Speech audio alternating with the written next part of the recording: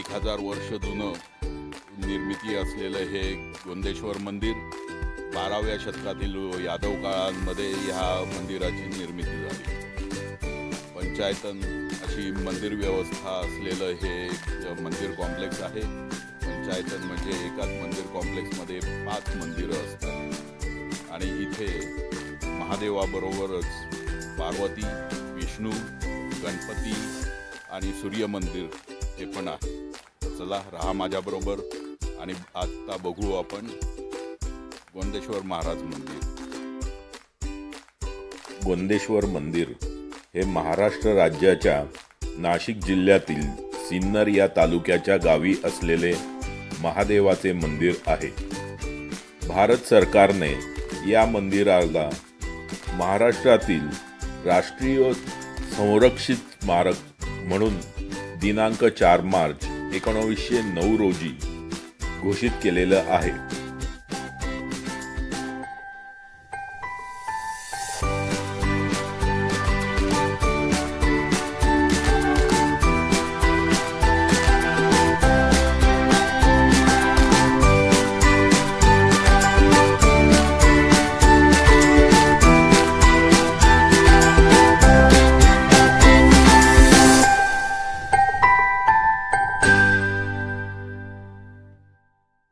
हे मंदिर पुरातन भूमिज स्थापत्य शैली बांधकामाचा उत्तम नमुना आहे।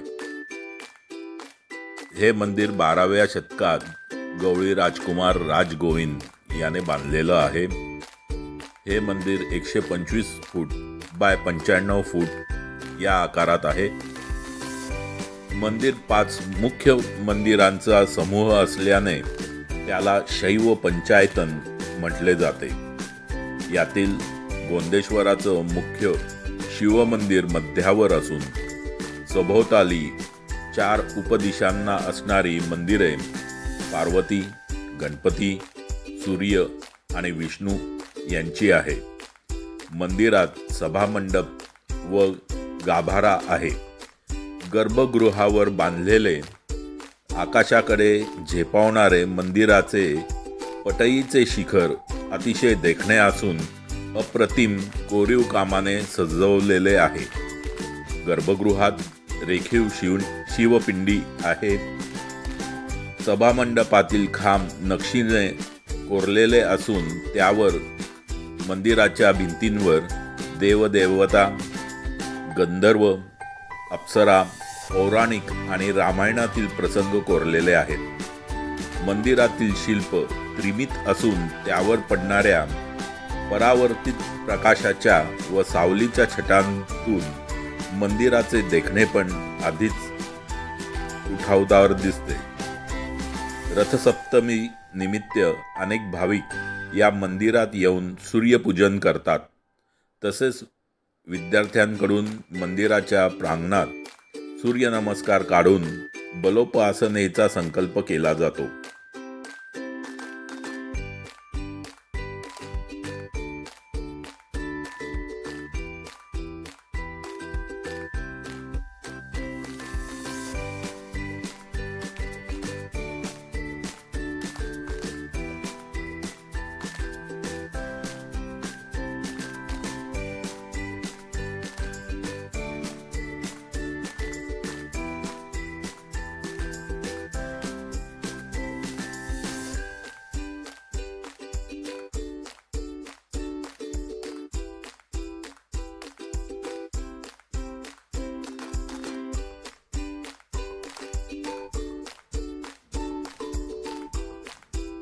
मंदिरातील खांबांवर केलेले उत्कृष्ट कोरीव काम आपली त्यावेळची शिल्पकला किती उत्कृष्ट आणि आधुनिक वैज्ञानिक होती याचं नमुना आहे।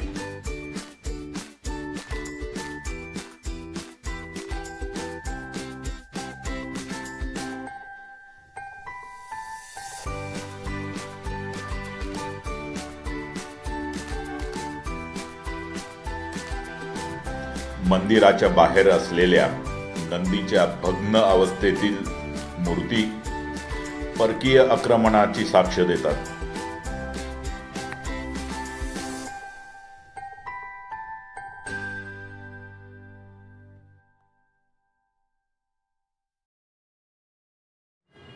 मंदिराच्या भिंतींवर केलेले अप्रतिम कोरीवकाम, नर्तकीच्या विविध नृत्याचे प्रसंग साकारलेले आणि विविध आविष्कार,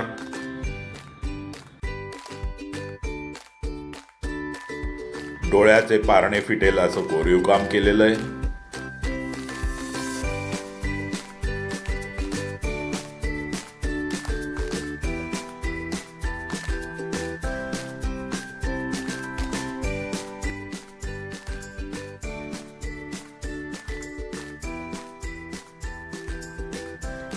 मंदिर परिसरात असलेले उत्तम कलाकुसर केलेले सूर्य मंदिर,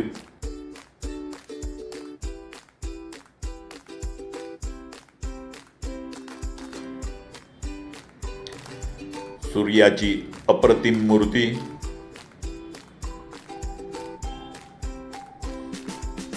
पाचही मंदिरात छतावर केलेलं अप्रतिम कोरीवकाम, प्रत्येक छतावर वेगवेगळ्या पद्धतीचे नक्षीकाम करण्यात आलेलं आहे.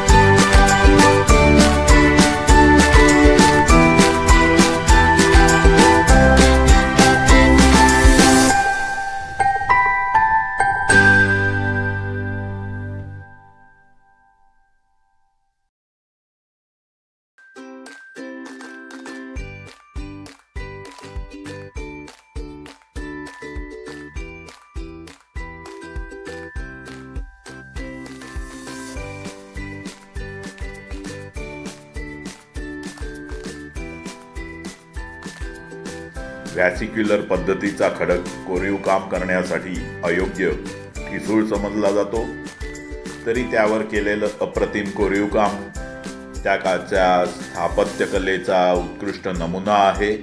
त्याबरोबरच त्यावेळच्या प्रगत विज्ञानाचाही उत्कृष्ट नमुना आहे.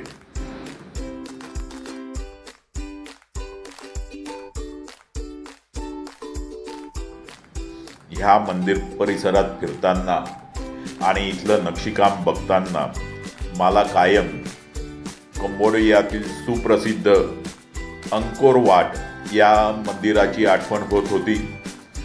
त्याच तोडीचे त्यापेक्षाही सुंदर मंदिर आपल्या भारतात आणि महाराष्ट्रातील सिन्नरमध्ये आहे.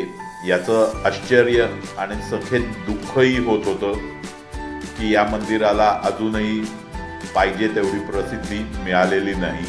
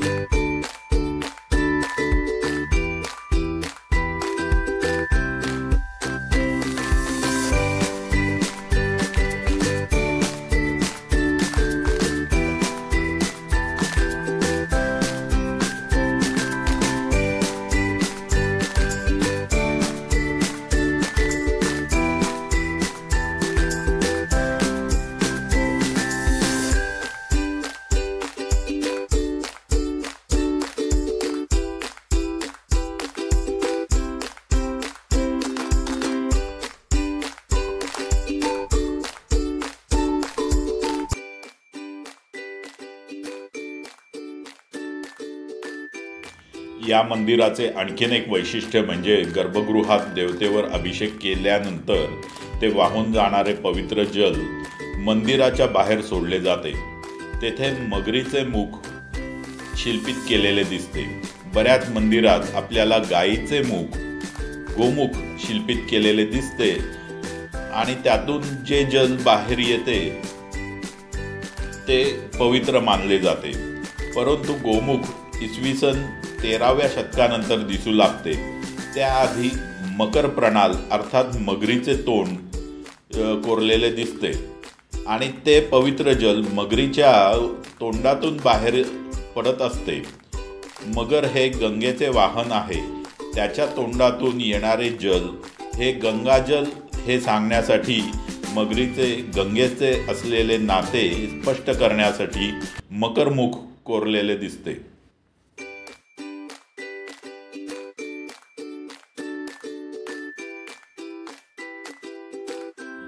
साधारण 12व्या शतकाच्या सुरुवातीला बांधलेले दक्षिण शैलीतील सिन्नर येथील पुरातन गोंदेश्वर मंदिर हे स्थापत्यकलेचे उत्तम उदाहरण आहे.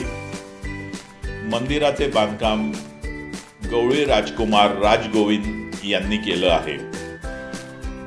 दख्खन पठारावर बांधलेली मंदिरे ही साधारणतः काळ्या पाषाणातील असतात. पण या मंदिराचं एक आश्चर्य म्हणजे हे मंदिर गुलाबी व्हॅसिक्युलर खडकांपासून बनवलेलं आहे. यामुळे मंदिराला नैसर्गिक गुलाबी रंग प्राप्त झालाय. व्हॅसिक्युलर खडकाची झीज ही लवकर होते. हे मंदिर पाहताना आपल्याला हे प्रकर्षाने लक्षात येते. तसेच त्यावर कोरीव काम करणे हे देखील किती अवघड आहे तेही लक्षात येते. तरीही यावर अप्रतिम केलेली कलाकुसर पाहतच राहावी अशी आहे.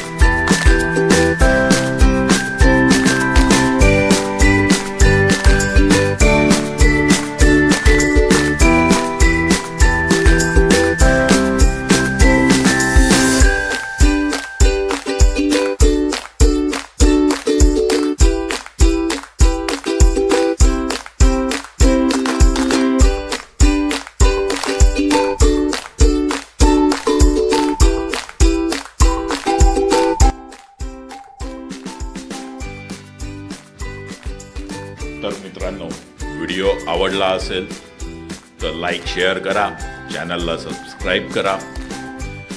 पुन्हा भेटू अशाच नवीन एका व्हिडिओमध्ये. तोपर्यंत good bye. Take good care of yourself. Thank you.